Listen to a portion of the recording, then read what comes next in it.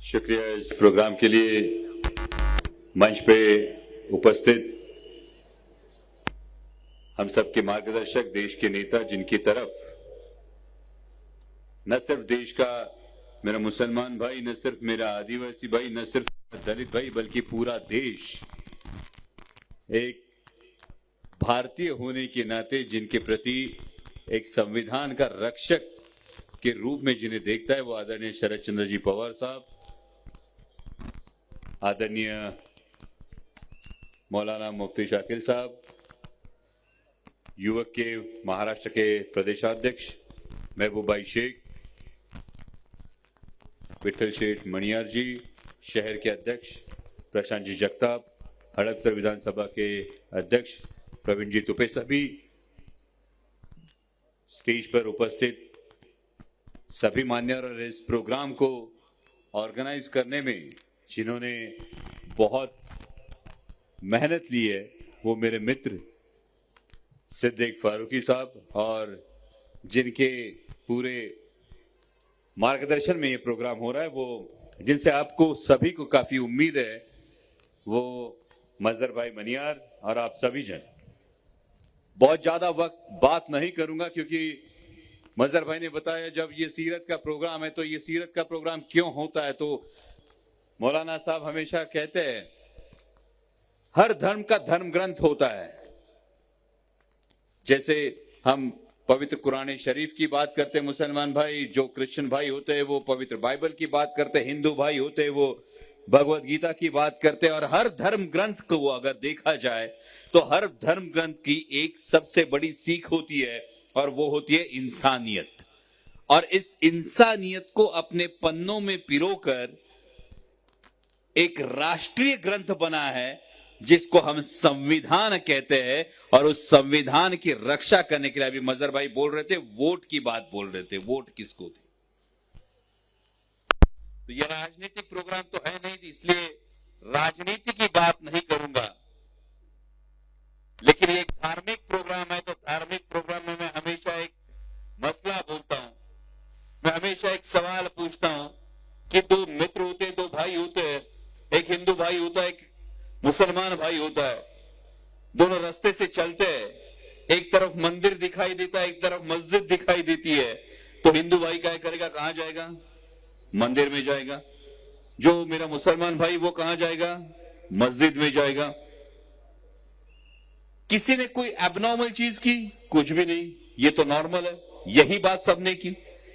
लेकिन दूसरे दिन यही दो दोस्त निकलते हैं, एक तरफ मंदिर है, एक तरफ मस्जिद है, लेकिन दोपहर का वक्त है, बहुत जोर से भूख लगी है, सामने खाने का होटल है, तो दोनों पहले कहां जाएंगे। जब ये सवाल आप खुद से पूछोगे तब आपको ये जवाब आएगा कि इंसानियत को भूख चाहिए, भूख के लिए रोटी चाहिए, और रोटी के लिए ना जाति का महत्व होता है, ना मजहब का महत्व होता है। और ये जो उदाहरण है, ये खास करके ये उदाहरण मैं दे रहा हूं आदरणीय शरद चंद्र जी पवार साहब के लिए, क्योंकि पिछले 55 साल से इस महाराष्ट्र में चाखंड की एमआईडीसी और रांजणगांव की एमआईडीसी हो या फिर पूना में जब हम बात करते हैं, आप में से कई लोग आईटी प्रोफेशनल्स रहे, मगरपट्टा सिटी का आईटी प्रोफेशन हो, ये पूरी आईटी इंडस्ट्री हो, हिंजवड़ी की आईटी इंडस्ट्री हो या विमान नगर की पंचशील की आईटी इंडस्ट्री हो, ये पूरी आईटी इंडस्ट्री जब आती है तो इस आईटी इंडस्ट्री में 5 लाख से भी ज्यादा लोगों को रोजगार मिलता है। और जब ये रोजगार मिलता है, एमआईडीसी में लाखों करोड़ों लोगों को रोजगार मिलता है, जब ये रोजगार मिलता है ना, तो ये रोजगार मिलते वक्त ना मजहब देखा जाता है, ना जाति देखी जाती है, सिर्फ इंसानियत देखी जाती है। और इस इंसानियत को लेके आगे चलने वाले हमारे नेता अगर कोई है तो आदरणीय शरद चंद्र जी पवार साहब है। और इसलिए मजहर भाई ने बोलते वक्त आने वाले इलेक्शन की बात की, बहुत जिम्मेदारी के साथ आपको बोलना चाहूंगा कि आने वाला इलेक्शन सिर्फ लोकसभा का चुनाव नहीं है। आने वाला इलेक्शन में आप सिर्फ सांसद नहीं चुनोगे, आने वाले इलेक्शन में आप सिर्फ सरकार नहीं चुनोगे, आने वाले इलेक्शन में आपको यह तय करना है कि मेरी आवाम का, मेरे देश का माहौल किस प्रकार से आगे चलने वाला है। क्योंकि आप सभी को याद होगा बचपन में आप और मैं स्कूल जाते थे तो स्कूल में 10 पैसे की लिमलेट की गोली लेते थे ना। वो 10 पैसे की लिमलेट की गोली लेती थी, 10 ही पैसे रहते थे तो लिमलेट की एक ही गोली होती थी। सामने वो दोस्त खड़ा रहता था तो हम शर्ट के कोने में लिमलेट की गोली दांतों से तोड़ते थे और दोस्त को बोलते थे, देख ये तेरी ये मेरी, और लिमलेट की गोली आधी आधी करके हम दोनों शेयर करते थे। तब ये फर्क नहीं पड़ता था कि जिससे मैं लिमलेट की गोली शेयर कर रहा हूं उसका नाम अमित है या अमजद। लेकिन ये वास्तविकता है कि आज फर्क पड़ता है। ये माहौल देश का बदलने लगा है, ये माहौल देश का बिगड़ने लगा है, और इसलिए आने वाले लोकसभा चुनाव के लिए जब आप जाओगे तो आप सिर्फ वोट नहीं दोगे, आप सिर्फ सरकार नहीं चुनोगे, आप सिर्फ सांसद नहीं चुनोगे, बल्कि आने वाले समय में मेरे देश का माहौल कैसा होगा यह आपको तय करना होगा, यह आने वाले चुनाव में तय करना होगा। जैसा मजहर भाई ने बताया, इससे पहले भी प्रशांत भाई ने बताया कि जो वोटिंग है, जो आपकी वोटर लिस्ट है, ये सब आपको तय करना है, ये सब आपको देखना है, बड़ी बारीकी से देखना है। और ये इसलिए देखना है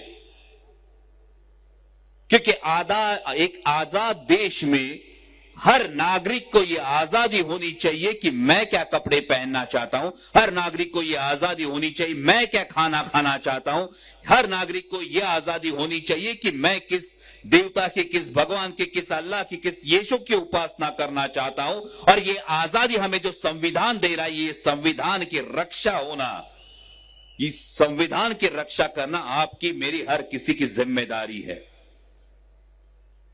ज्यादा वक्त नहीं लगता वोट देने के लिए।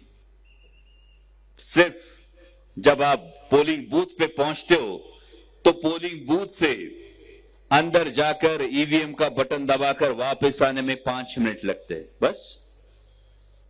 सही बात है, 5 मिनट में अंदर जाकर आप बाहर आते हो, वोट दे के आते हो, 5 मिनट में आते हो। लेकिन ये 5 मिनट आपकी जिंदगी के, आपके देश के, आप जिस देश में रहने वाले हो उस देश में क्या माहौल रहेगा, 5 साल क्या माहौल रहेगा, ये 5 मिनट डिसाइड करने वाले हैं।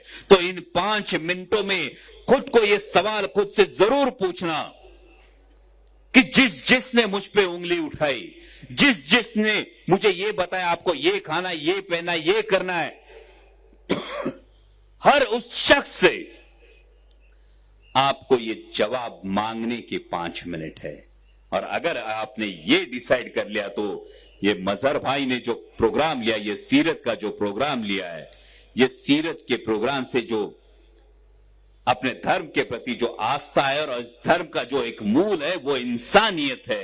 ये इंसानियत बरकरार रहने के लिए एक आप में से हर कोई बहुत बड़ा योगदान देगा, ऐसी मैं अपेक्षा करता हूं। जिन्होंने इस कंपटीशन में प्राइजेस जीते उन सभी का मैं तहे दिल से अभिनंदन करता हूं। और मजहर भाई आपका मैं बहुत बहुत आभार व्यक्त करता हूं कि इतने बड़े तादाद में आपने हर किसी के दिल में ये जो एक इंसानियत की जोत है ये जलाने के लिए ये प्रयास किया, इसके लिए मैं आपका अभिनंदन करता हूं।